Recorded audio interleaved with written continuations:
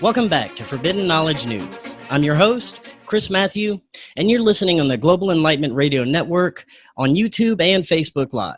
Now, my first guest is Caroline Cory. She's an award-winning filmmaker, futurist, and the visionary author of the best-selling books on consciousness and energy medicine. As a child and throughout her life, she has had numerous ESP and precognition experiences, which led her to become deeply connected to existential topics, the study of consciousness and the mechanics of the universe.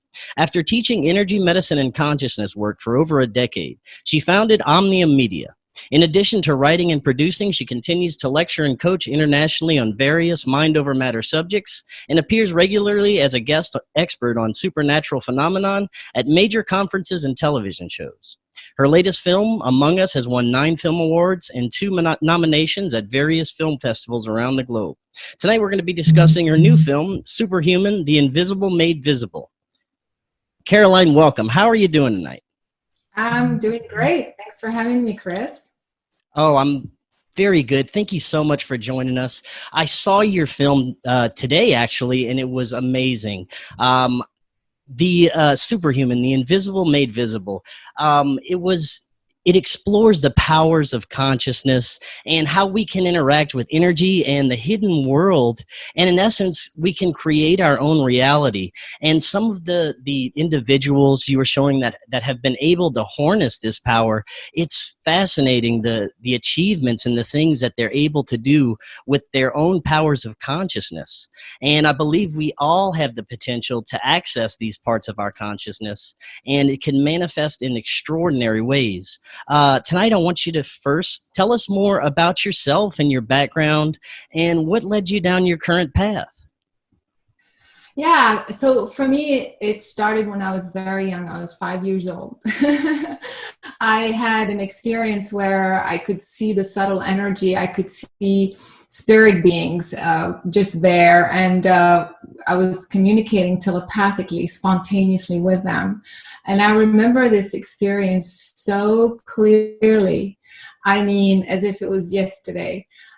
So I realized that my brain was able to basically retrieve information in codes, because, the universal language is coded. It's not English or Chinese or French.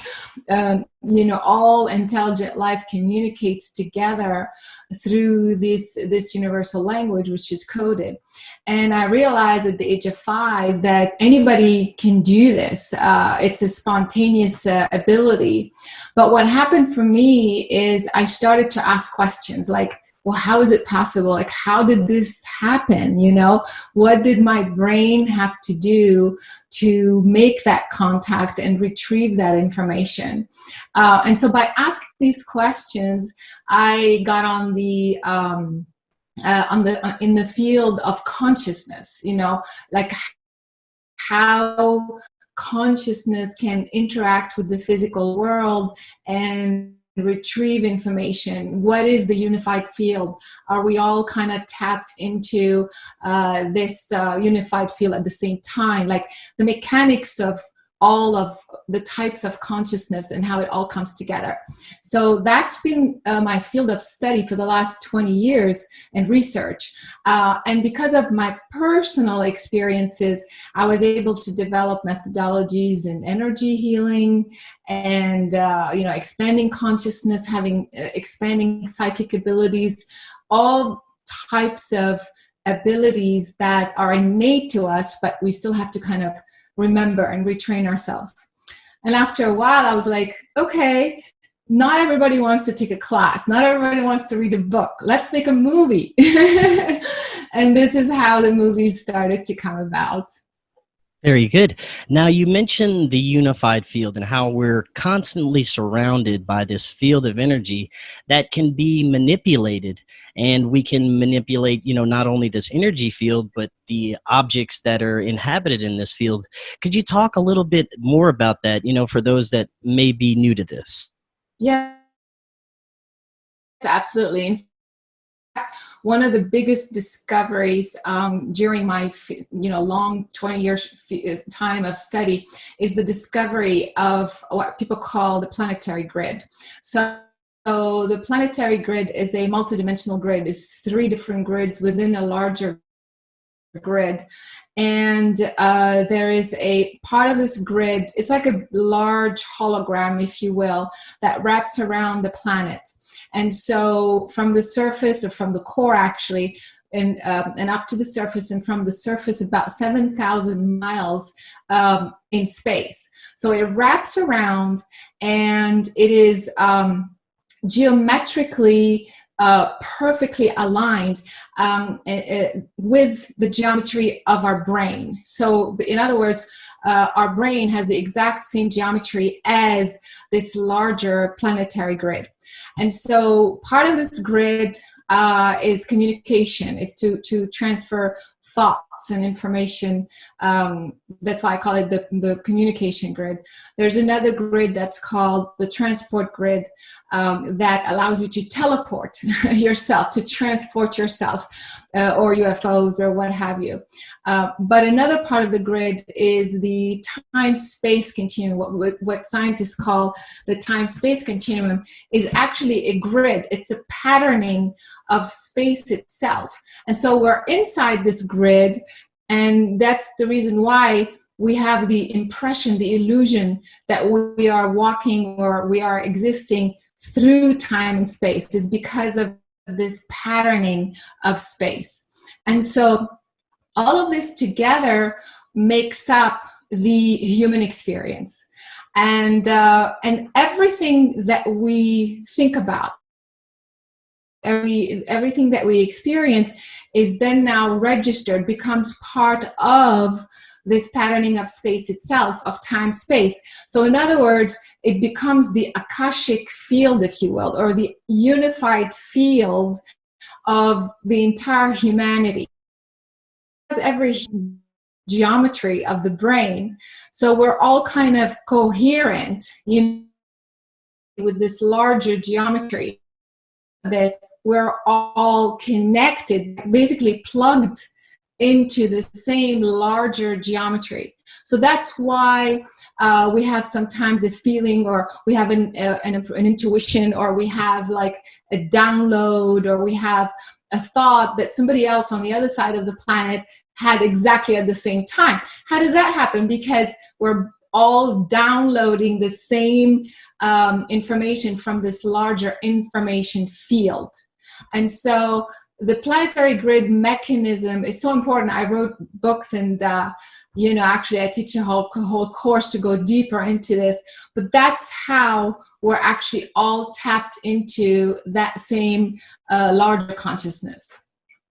Now, I actually have I have an animation of the grid in one of my movies, and also on my YouTube channel. That's fascinating. So if people want to check it out, like visually, you can see it, how it all kind of matches the brain, and how it explains the UFOs appearing, disappearing, having erratic motion, all of that. It's so cool. Definitely. And this energy field and this stream of consciousness that surrounds us, this kind of unified field, it seems that some people can access this much easier than others. It also seems that children access it more frequently than others. Is this something you found in your research and experience? Yeah, absolutely. Actually, it's not that everybody can, everybody's plugged in the same way. The only difference is some people are more sensitive. They sense that all of a sudden the information came from somewhere else, not from them. So they're more kind of tuned into that energy. So because of that, they continue to stay open to it, and then they become better at it. And, they kind of, they harness this power, and they use it for psychic abilities, or to create their reality and do all kinds of stuff. But everybody can do this, especially children, like you're saying, because children are so open. Like if you tell them, I want you to imagine a ball of light, they just do. They don't question it. But if you tell an adult, they're like, well, what kind of ball? Like, what does it look like? Like what is it made of? Like you question everything as an adult.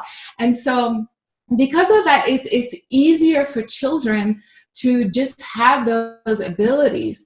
In fact, we're just teaching, you saw that in the film, but we also are teaching right now kids. We just finished an online class with children, teaching them how to read with the blindfolds on. And after 2 sessions, they're able to read, they're able to do all kinds of stuff, do the Lego, walk around the house, completely blindfolded. Of course, it's part of the training. But just to say, and for an adult, the same training would take probably like 10 times or 12 times, just because of this, programming of questioning everything, Now, I believe that if we could understand more about consciousness as a whole, we can understand a lot more about the nature of reality, about everything. Do you think that the physical world is manifested or derived from consciousness, or is it the other way around? I'm leaning towards the first. Yeah, absolutely. In fact, that's what we demonstrate in the film. It is what scientists call fundamental. It's a fundamental aspect of the universe. So consciousness is fundamental, meaning if we had to think in terms of before and after in linear sense, you would say it comes before. But there is no such a thing as linear time when you talk about consciousness in the universe. So, but you can think of it this way. So consciousness comes first, and from consciousness arises the physical world. Or if you will, it's like on one part of the spectrum, you have consciousness, which is pure energy, pure thought. And then on the other side of the spectrum is physical matter. So it's almost like consciousness can change its vibrational frequency, slow it down, slow it down, slow it down, so that it eventually appears to be material, even though it's still a form of energy. It just compared with this level of frequency, it's much lower and but it looks that it's static, but it's really one and the same thing. It's kind of it's like one part of the spectrum ending into the other part of the spectrum. But we have the tendency to think that we are like we have a human body, and consciousness is a separate thing. It's like outside thing, and that's not the case at all. In the film, you kind of described consciousness that, that we're kind of inhabitants in avatars, in a sort of simulation. You could kind of compare it to like a video game of sorts. I've thought about that plenty of times, and the way reality unfolds, synchronicities, certain psychic abilities, all these things kind of point to that. What are your thoughts on that? Yeah. Tom Campbell, who's in the film, who's a brilliant physicist, he talks about consciousness and the virtual world. Or do we live in a simulation? Although he uses the word virtual not to mean a like non-existent, like an illusion. So what he says, it's kind of like you are a piece of consciousness within a larger consciousness. And so, but you have the ability to basically retrieve information from the larger consciousness, but also to change it. And so that's another reason why we call consciousness fundamental, meaning it has the ability to change the outcome of the physical reality. And so if that is the case, then we are like avatars. We are in this body. Instead of thinking of it as this finite, material thing, it's more of an avatar that exists within a malleable reality. Like you can. So when he says virtual, means like it keeps changing as you move. It moves with you. And so the idea is for you to know how you want it to move. And so that's kind of how we look at it in the film.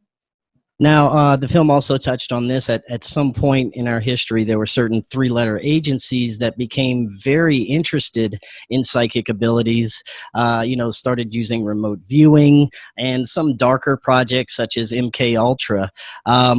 And you also did some remote viewing sessions of your own. Now, what did you learn, if anything, about some of the government psychic programs, and also talk about your own remote viewing experience? Yeah, so of course, there's a very famous program called the Stargate Program that started out in the 80s during the Cold War. And it is because the Russians, of course, they seem to be ahead of us in this field always for some reason. But anyway, they were using psychic abilities for all kinds of things, including spying. So basically they would ask soldiers or officers or whoever to focus in a certain way and basically retrieve information remotely from a different country. So as the Russians were doing that, the US says, wait a minute, we should be doing that as well. And so the Stargate program was born out of this, that time frame, and actually went on for 20 years, and it was funded. Millions of dollars were spent on training soldiers to basically be psychic spies, meaning, use their psychic abilities to spy remotely. And it was so successful. Well, first of all, they wouldn't have lasted 20 years. That's a long time if something isn't working, And of course, I think you've come across many folks yourself, and myself, of course, some of them are in the film, who were officers who were in the programs themselves. So we're getting the information firsthand, it's not a hearsay or anything like that. And in fact, the CIA declassified some of these documents. In fact, I was just reading one right now, that they were conducting all sorts of psychic experiments for military purposes. So this is very real. And and to me, I wanted to talk about it in the film, even though that's not my main focus, as a conspiracy, because the film's focus is slightly different. But I wanted to bring that element in the film, because if the governments and other agencies are using psychic abilities to do all kinds of things like that and funding it for so long, it means it's true and it's valid. So it kind of validates even more the idea that psychic abilities, psi phenomena, is a real thing.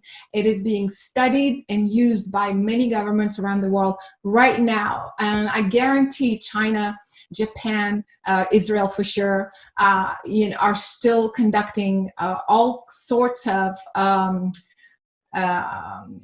programs using psychic abilities, for sure.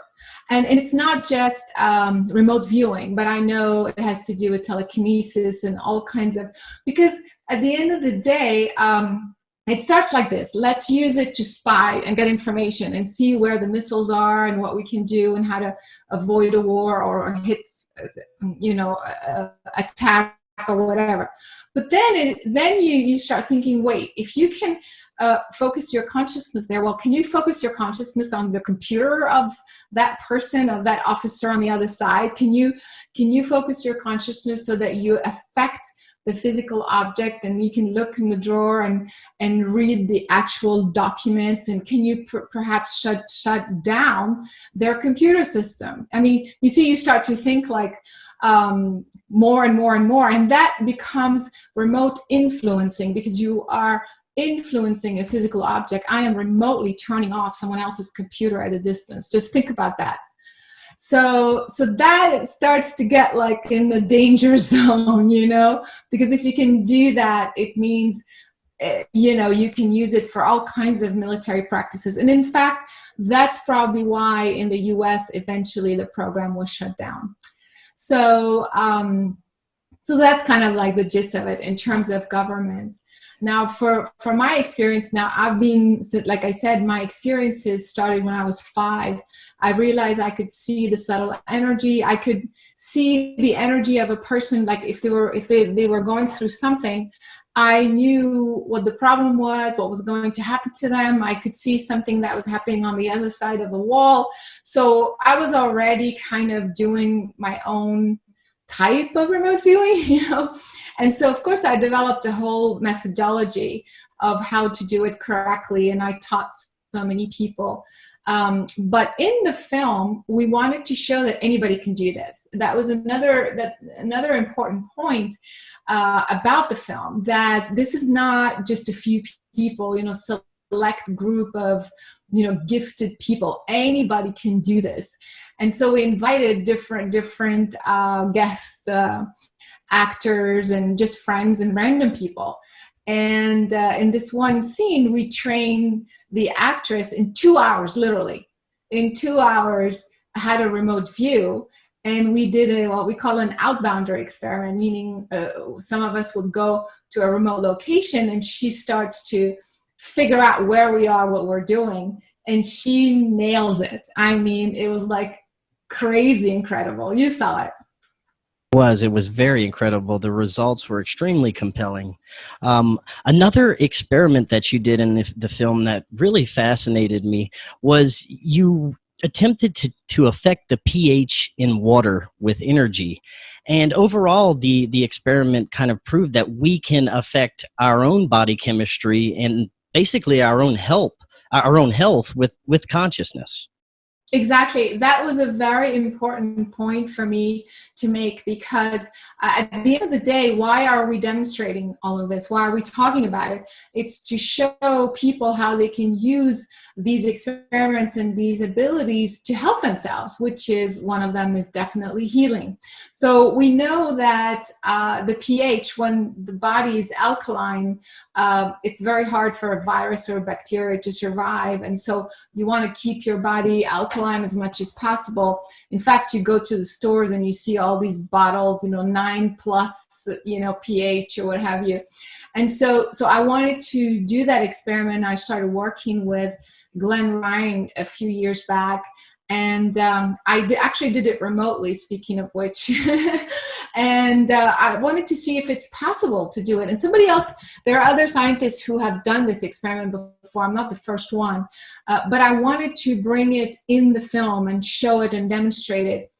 And again, it was so successful. When I did it remotely, it was harder to move it a lot. But when I did it in person, it was a significant change that happened to the water. And for those who are listening, just for you to know, like, when we do an experiment, we don't just like start it and it happens. We establish a baseline, meaning we measure the pH for a while, over and over, for a period of time. And then, so we have an idea of, where it's at during that hour or two or three, so that by the time you start to influence it, exactly at that time, you can see a difference. And then the minute you stop looking at it, it kind of goes back to the baseline. So that's how we know that it's the consciousness that did it. It's not some random thing. And so we were able to show that on film. And it's pretty incredible because, like you said, if we can do this to a bottle of water, it means you can do it to your body. So, and it's free. And one of the main aspects is positive energy. If you can put out as much positive energy as possible, it radiates, throughout the whole field, and it affects everything around you and everything that could possibly happen to you, right? Exactly. Well, that's the point of this movie, we've done so many experiments, one after another, with all the scientific explanation. Like I said, with the proper baselines, with the proper measurement, with the proper equipment, to show that, we've heard so many times, like what you just said, positive energy, helps you keep your vibration high, just put out positive or lower vibration, stresses you out, makes you sick. So we know this as a concept. But in the film, when you literally see it, it's no longer a concept. This is validation. This is like, I see exactly how, when I focus my consciousness on water and it changes, it means my consciousness has an effect, has a definite measurable effect, So why don't I try that on my cells and put positive thoughts, bombard my liver or my heart or whatever, my kidney, with this positive intent, because I just demonstrated to you, scientifically, that this is real. So that's exactly the point of the film, to believe that your intent, when it's positive, will have a positive effect. It's no longer just talk. Yeah, you really need to see this film. The results of these experiments were fascinating. Now, I'd like you to tell us about the experiments you did with parapsychologist Dr. Dean Radin. That one was another one that really got me. Yeah, it's fascinating. So that one, we used an eye tracker, which measures the size of the pupil, how it dilates, how much it dilates.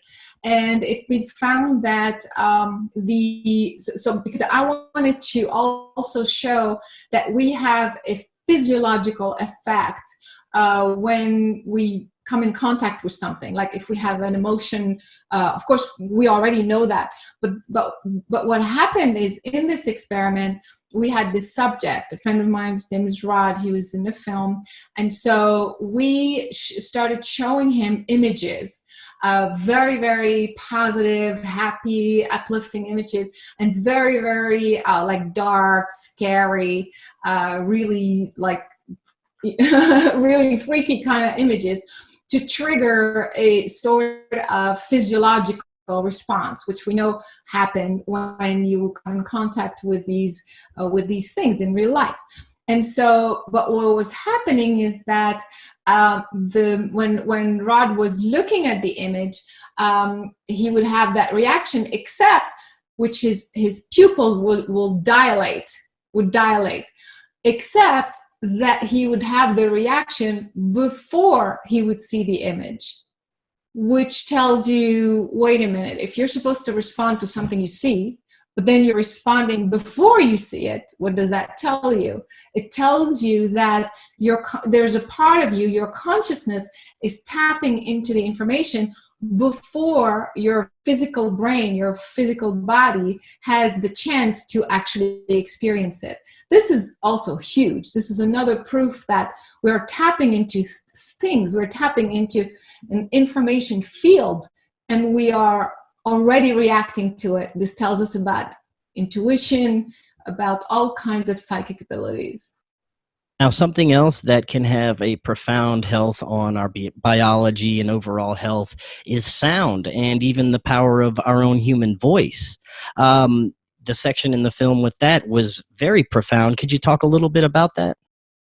Yeah, this is another thing. Actually, the sound frequency, the voice frequency has been used for quite some time, but a lot of people don't know about this.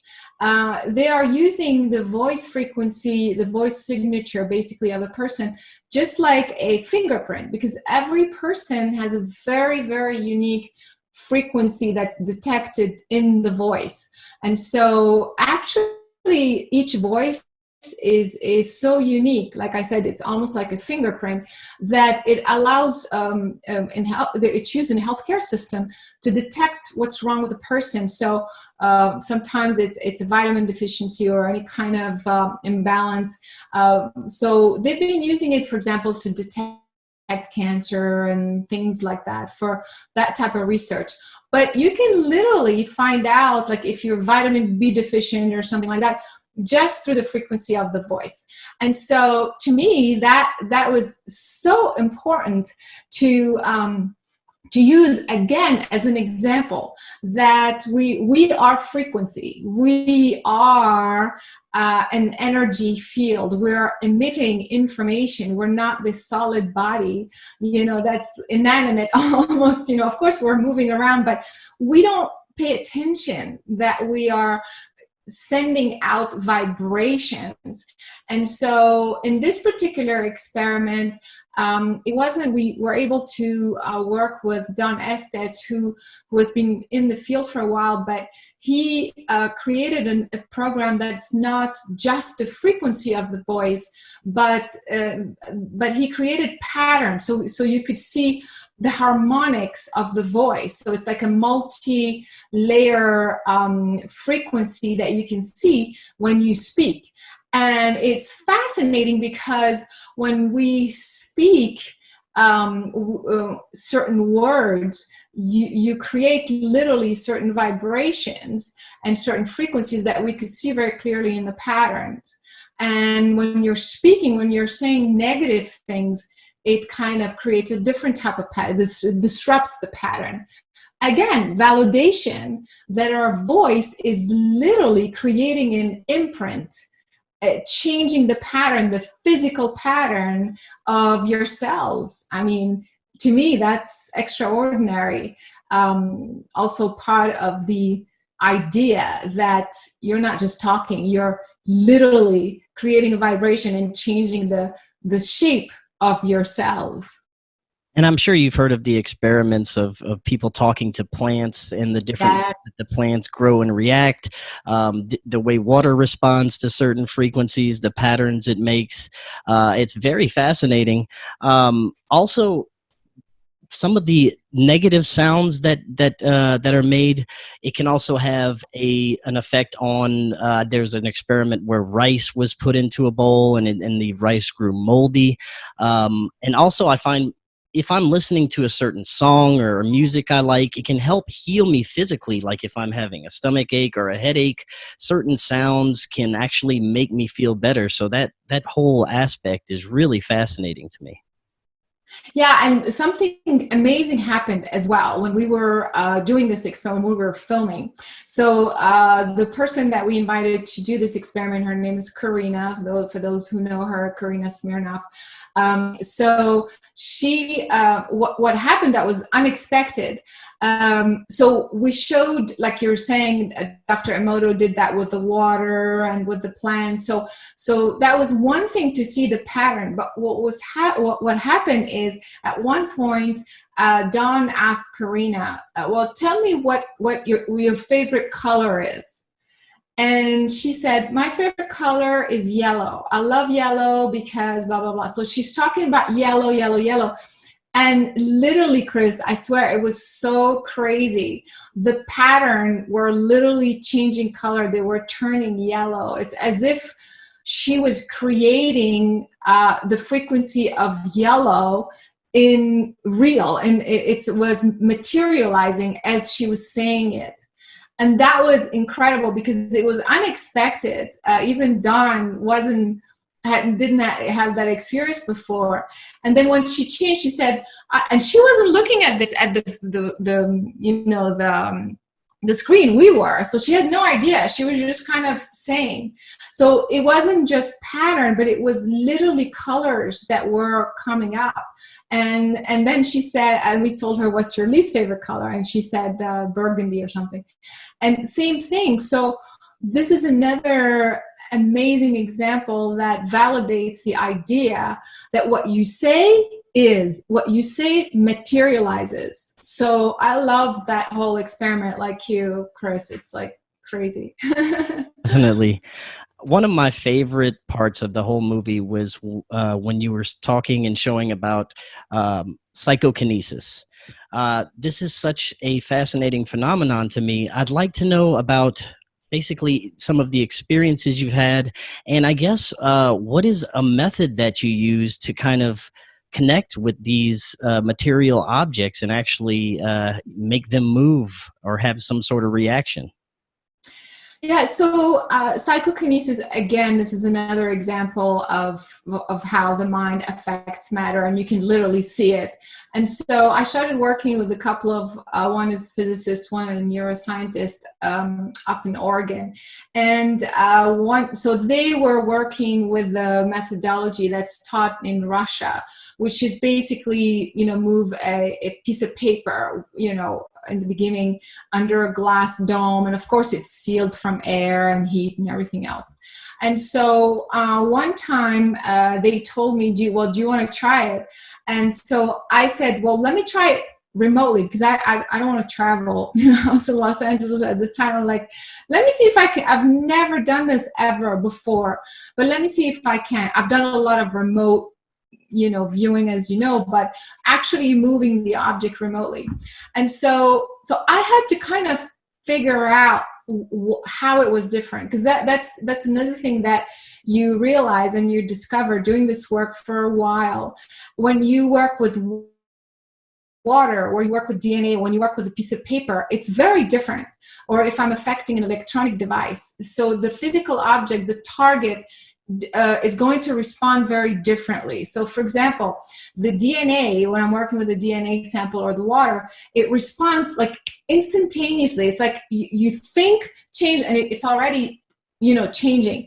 But the electrical device or an electronic device, it's slightly different. It's almost like you're making it do that.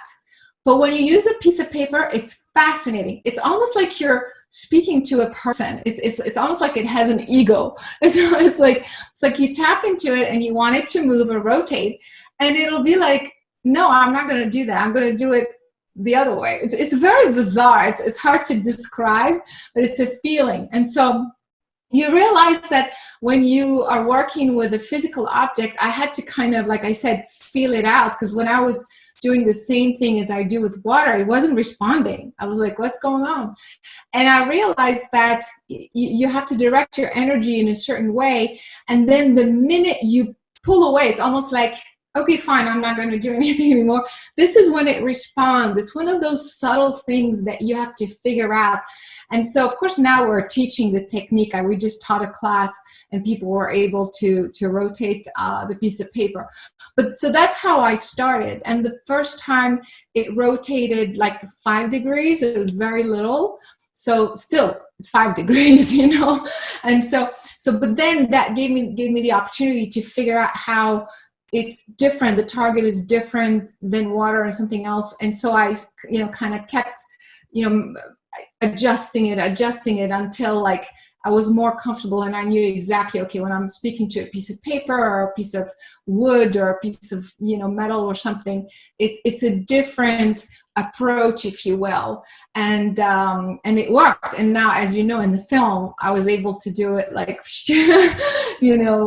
again, long distance. And same with the spoon bending. It's like, it's a different type of feel when you're working with a physical object. We're teaching that right now online. So. Oh, wow, that's awesome. And it goes back to consciousness creating reality. And it's as if our consciousness is already connected to these objects. We just have to find that connection, would you say? Yeah, exactly. In fact, that's the first thing that I teach in the class. We did the spoon bending before we did the telekinesis. And the first thing I say is, imagine that the spoon is like a person. It's like it has a consciousness, and imagine that the spoon is an extension of you. It's like your fingers and then the spoon. It's like it's part of you, and so you have to do all kinds of reconfiguring and visualization and shift of perspective. And once you do, it works instantaneously. You should come to one of the classes. I'd absolutely love that. Yes. My mind runs so fast. It's hard enough for me to slow down and attempt to meditate, but I'd love it. That would be great. Now, another part of the film that I loved is the sensory deprivation, where the individuals would be blindfolded. They'd actually be able to identify objects, even read, and maneuver through obstacle courses. It was absolutely amazing the things they could do. It was like they could actually see what was in front of them. Talk a little bit about this sensory deprivation and the possibilities with this. This was crazy, and I'm sure every person who will watch the film will have the same reaction. When you first see it, you go, there's no way. Like, this is a trick. They're cheating. It's impossible, right? I bet you had that reaction, right? But then as you start to see more and more and more, you're like, it's impossible. Like even if there's a little bit of light or a little bit of thing you can peek through on the side, but there's no way you're able to like ride a bike and play ping pong and do all kinds of crazy stuff as if you had nothing in front blocking your eyes. And so this methodology was crazy, incredible, that I definitely wanted to include, but I wanted to include it with the science behind it, because like I said, when people see it in the beginning, the first reaction is it's impossible. And so the Russian group had already done that scientifically. They had brought a couple of scientists from Italy, and what they've done is they demonstrated that inside the mask there was no light whatsoever. And so they started the experiment after they were sure, like the device was showing 0 photons of light. And so once it went down to 0, it means it was completely dark. It means technically you're not supposed to see, because our visual system works by with the light reflecting on objects. So if there's no light, you don't see, period. And yet exactly at that time, they're able to see, read, do all kinds of stuff. Another thing in the film that, you know, people may or may not notice is when they were in the lab measuring the amount of light, the pupil of the person was would dilate, meaning there's no light. And so that's how we knew, I mean, obviously we wanted to show in the film that this isn't a trick. This is very real. This was measured scientifically. We did it over and over. And this is something that you can learn. Now, of course, the first question is, wait a minute, if you already see with your eyes and you can train yourself to see without your eyes, you know, does this work for blind people? So of course, that was part of the you know, the demonstration in the film. We showed some blind folks who were able to see again using this methodology. We did a real life case study in the film, and we showed how her vision dramatically improved, you know, within a few sessions online. So the implication of this is crazy, tremendous. That's the reason why I think it needs to be taken seriously. Now, I can't speak for other people who do it their own way, if they cheat or do it, I don't know. I know how we did it. It was very legit, very scientific, and it works. The implications are tremendous. Do you know anything about the learning process of how to begin to train yourself to see without your eyes? Yeah, like I said, we're teaching right now children. We just finished a series online. It was 4 sessions, and after 2 sessions, the kids could read. For adults, it's a little bit longer, not a lot longer, not a lot. I mean, it depends, but at least, I want to say at least 10 sessions if it's online, but in person, that's the problem with this whole COVID thing. Like, we can't do these things in person, but normally it's like a 5-day training or 6-day training, depending on the groups, because different groups teach it differently.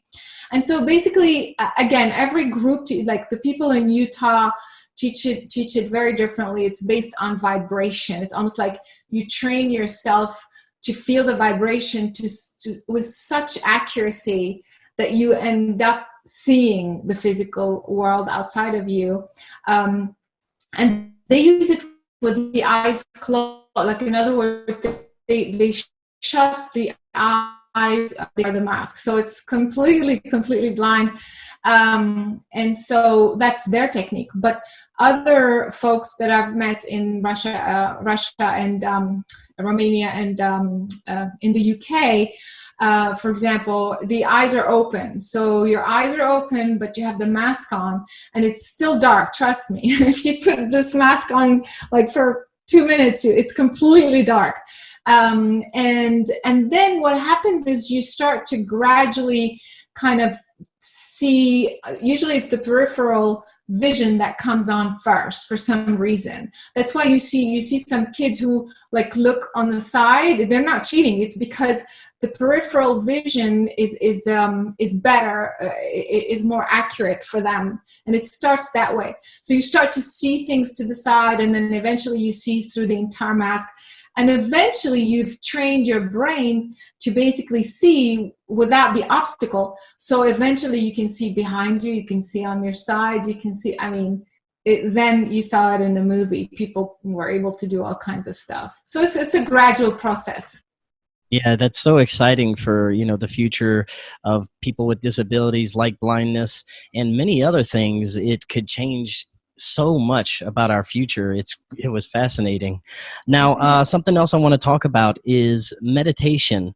How important do you think meditation is when it comes to learning to access these abilities and this energy? Crucial. You cannot do this work without meditation. Now, everybody has their own meditation technique. Some people cannot meditate at all. But because the human mind is so programmed, is so conditioned to chat, talk, it's impossible. And you're trying to focus on a target, right? You're trying to move an object, or you're trying to do something that requires your full attention, then it's very hard for the human brain to be talking at the same time. So you have to use a meditation that is very specific. I teach a meditation that's specific for what I call mind over matter. So even if people already have their own meditation technique for calming or just relaxing or whatever, I think it's important to learn the meditation for mind over matter, which not only quiets the mind, you get rid of all the mind chatter, but also it kind of aligns your brain channels in a specific way. It keeps your vibration high, and it keeps you very focused and aligned. And so I know you don't like to meditate, but unfortunately it is a requirement, because you need that focus. You need that clarity if you want to be very specific and target something and move it. I'd love to be able to meditate. It's just my mind doesn't slow down, and I'd love to learn to be able to, to do it more. But yeah. On my YouTube channel, go to my YouTube channel and I'll send you stuff, and just try. Do the connecting to source meditation, and just do it a couple of times. I made it so easy. 7 minutes. It's not like a full blown, sitting down, and just kind of do it, and go through the breathing and just see how you feel, and it'll kind of gradually grows on you. Seems like perfecting these abilities is kind of like a martial art. You have to just keep practicing and harnessing the abilities, just like you would be learning, a form of karate or martial art, wouldn't you say? Yes, absolutely. In fact, if you, for example, telekinesis, or especially the blindfold, and especially for adults, if you learn to do it and you start doing it, and then you stop after a while, you kind of, because it's training, like you're saying, it's muscle training. And so if you stop working out, the body goes back to the old patterns. So definitely you have to keep training yourself. But of course, like in the beginning, it's a harder training because it's something new. But then it's almost like an upkeep, you just have to kind of keep going to the gym every now and then to make sure you're still in the game. And then you kind of get into it, because in the beginning, then you can do it on different things. So first it's a little piece of paper, a piece of foil. Then you try a piece of wood. Then you try a leaf from the tree. Then you say, wait, can I turn off this light with my mind? Then you see, like, you start kind of experimenting the curriculum. So it's kind of fun, Definitely. Now, to close on tonight, I'm sure you've noticed that around the world, people are experiencing a sort of awakening. Do you think within our lifetime, possibly in the near future, that we're going to see more people accessing these abilities and practicing them. And it'll become kind of like a common thing that consciousness and energy are connected to everything and everyone. And modern day academia and science will start, kind of looking into and adopting this. Yes, absolutely. In fact, I think this movie is very timely because exactly what you said. I think a lot of people have been kind of working on this, kind of understanding the idea of vibration, raising your vibration, positive thinking, affirmation. So this has been kind of happening the last 20 years gradually, but I feel more recently is especially with what's happening right now.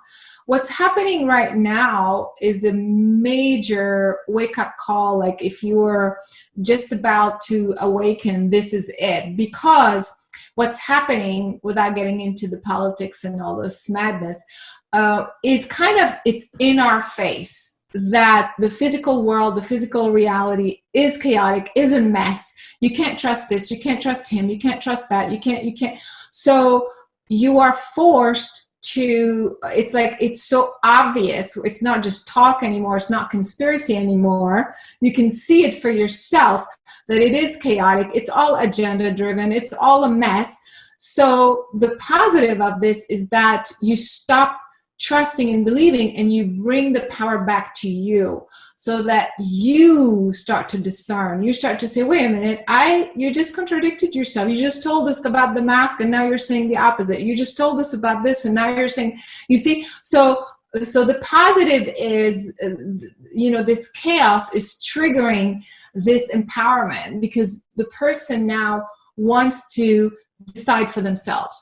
It's like, I get it. I can see through all the lies. Now let me decide for myself. Very empowering, which then brings the awakening. So it's very timely. Yes, it is, and very well said. Now, when can everyone expect the release of Superhuman? Superhuman will be out July 14th at 12 midnight Eastern time. But they can pre-order right now because if they pre-order, they get a bonus. There's bonus clips in there that they won't get otherwise. So they can get it now. They can go to superhumanfilm.com and see all the details there. Very good. I'll leave a link to that in the description. Caroline, thank you so much for joining us. I really enjoyed the film, and I'd love to have you back on to talk some more sometime. I would love to. You're awesome. Thank you so much. I appreciate it. Right. Thank you. You have a good night. You too. Bye.